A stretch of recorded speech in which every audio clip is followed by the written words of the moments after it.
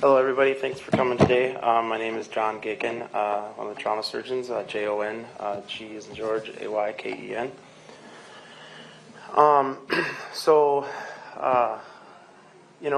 A lot has been said and a lot has happened over the last 24 hours. And the impact of yesterday's events will be felt throughout this community, through the country. And most notably through our hospital organization and the people that I work with. But I think it goes most importantly to be stated that this is really about the families and the people that are impacted at the shooting yesterday, and that we are just here to support them.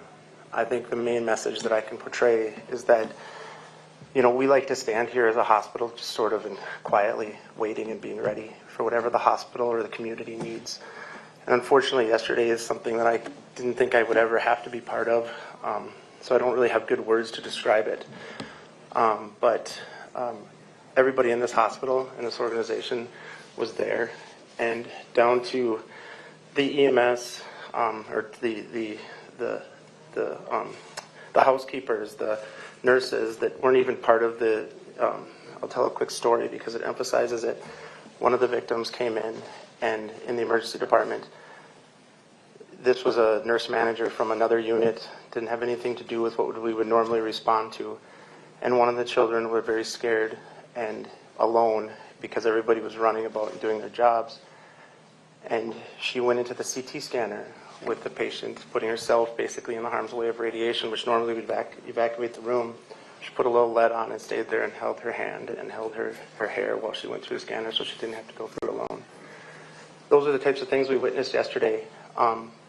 I don't know that we can describe what they went through and what the actual events were like, nor I think we're supposed to be able to do that. But we can describe the things that we saw from our team members and from our hospital. And it was as inspiring, as preserving for me as I can put words together. Taking care of one child that's injured is difficult.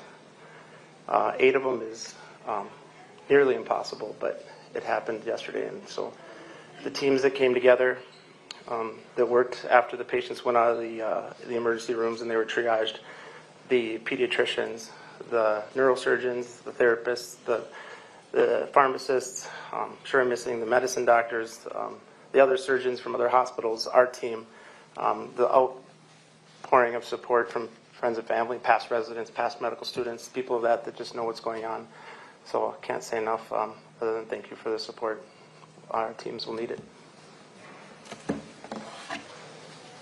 Okay, and we'll answer some questions if anybody has some from anybody here.